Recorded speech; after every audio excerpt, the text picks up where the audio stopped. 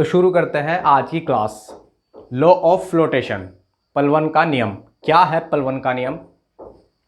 संतुलन अवस्था में तैरने पर वस्तु अपने भार के बराबर दर विस्थापित करती है। क्या कहा?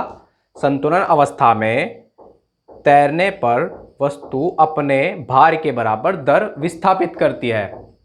अधिक घनत्व वाले द्रव में तैरने पर वस्तु का कम भाग द्रव के अंदर डूबेगा तथा कम घनत्व वाले द्रव में वस्तु का अधिक भाग डूबेगा।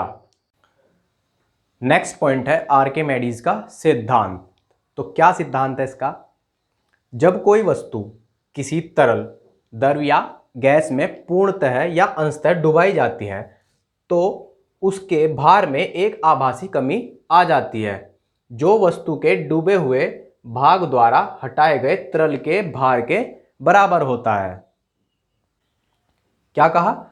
जब कोई वस्तु किसी तरल में पूर्णतः या अंशतः डुबाई जाती है तो उसके भार में एक आभासी कमी आ जाती है जो वस्तु के डूबे हुए भाग द्वारा हटाए गए तरल के भार के बराबर होता है। किसी द्रव में किसी वस्तु को डूबने के लिए वस्तु का घनत्व द्रव के घनत्व से अधिक होना चाहिए। डुबाई गई वस्तु पर ऊपर की ओर एक उत्प्लावन बल कार्य करता है जो कि विस्थापित तरल के भार के बराबर होता है। तो इसके कुछ उदाहरण हैं, जैसे लोहे का जहाज पानी में तैरता रहता है परंतु लोहे की कील पानी में डूब जाती है।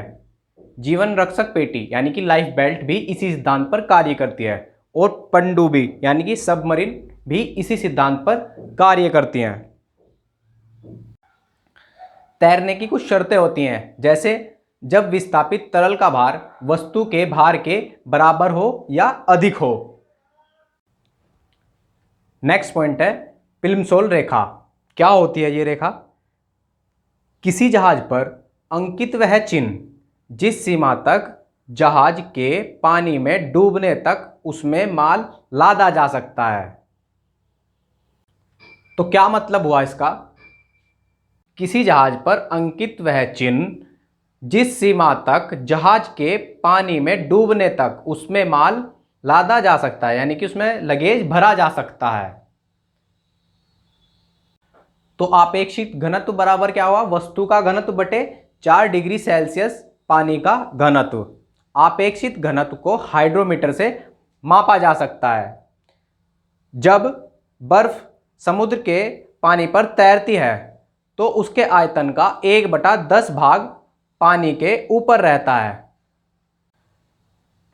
समुद्र के जल का घनत्व साधारण जल से अधिक होता है, अतः समुद्री जल में तैरना आसान होता है। तो ये थी हमारी आज की क्लास, जिसमें आज हमने आपको पलवन का नियम और आर्किमेडीज का सिद्धांत के बारे में आपको बताया।